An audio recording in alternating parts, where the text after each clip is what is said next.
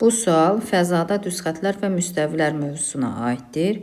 ABCD kvadratdır və AB-ni bizə verib 2 kök altında 6. Deməli, kvadrat olduğuna görə hər tərəfi 2 kök altında 6 yazacağıq.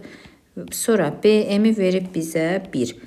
MD-ni soruşur. MD-ni tapmaq üçün biz kvadratın ən birinci diaqonalını tapmalıyıq. Yəni BD-ni.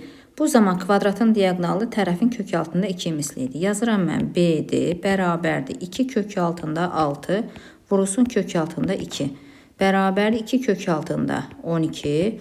Bunu da yaza bilərik ki 2 vurulsun 12-ni 2 kök altında 3 kimi yaza bilərəm və 4 kök altında 3 olacaq.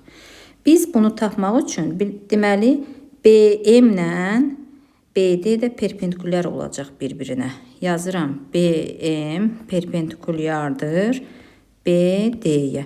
Bu zaman burada düzbucaqlı üçbucaq alınır. Baxın, beləsi bir düzbucaqlı üçbucaq alınır. BM1, MBD üçbucağı.